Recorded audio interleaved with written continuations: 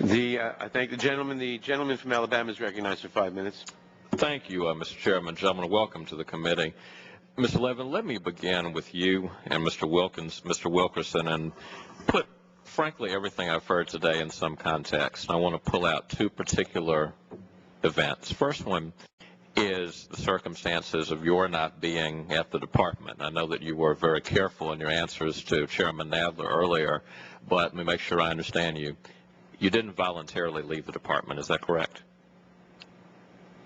I would have preferred to have stayed. I mean, when I was told that I wasn't going to stay, I voluntarily left. That tends to be what happens when people who are over you tell you to go. You go. That's what in the real world is called being fired. And as to the reasons, I think Chairman Nadler asked you if the reason had something to do with opinions that you issued regarding torture, and you indicated that you didn't wish to wade into that. Let me use a little bit of common sense for a moment. Was your performance deficient in any way that you knew of, Mr. Levin? Not that I was aware of. Your task of assembling scholarly, reasoned opinions for the Department of Justice, did you fail in any way that you knew of in preparing scholarly, reasoned opinions for the Department of Justice? I hope I did not fail. I don't believe I did. Had you received any mark in your files or any negative evaluation regarding the competence of your performance? No. Did anyone give you any reason for your termination? No.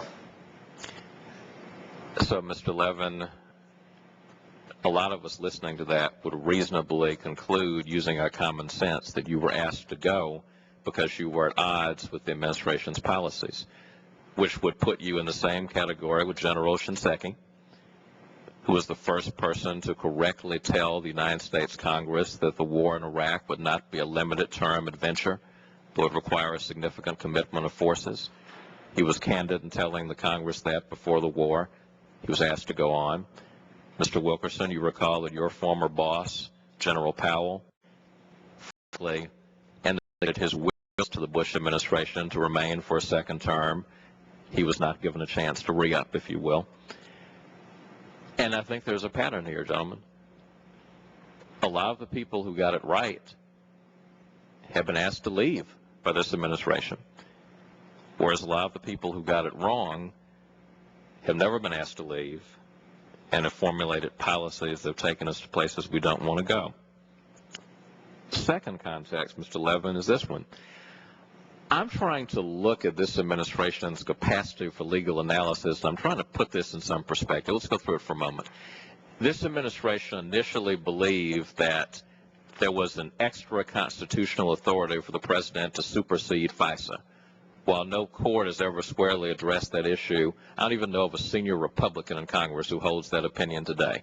That's an opinion that's been widely ridiculed. That's why we've had subsequent acts that amend FISA, and why we even have the Protect America Act now. The administration initially believed the Geneva Convention was inapplicable to treatment of detainees. That position was squarely rejected by the Supreme Court. The administration believed that habeas corpus was inapplicable to detainees. The Supreme Court rejected that position last week.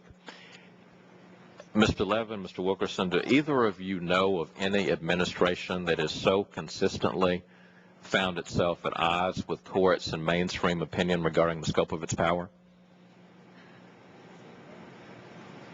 Ms. Wilkerson, does any come to mind? Well, there have been a few. I mean, President Truman certainly had a real problem when he tried to take on the steel industry.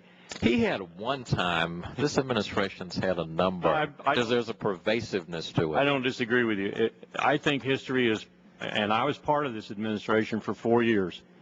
I think history is probably going to judge this one of the most inept administrations in American history. Mr. Levin, would you speak to that? You are a knowledgeable, trained constitutional scholar. Do you know of any administration that has so consistently advanced positions that are at odds with mainstream legal and judicial opinion regarding the scope of its power? I don't. I mean, I can't claim to have exhaustively studied the issue, but none come to mind. But I don't.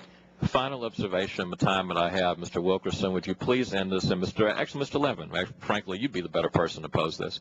Every now and then we have these hearings. Someone, is usually someone to my left, the committee's right, will advance the argument that, well, all of these liberal Democrats are worried about torture, and all these liberal Democrats are worried about our being too tough and too mean on these bad guys around the world. Will you, Mr. Levin, conclusively disabuse us of the idea that if you oppose torture, you're sympathetic to Al-Qaeda?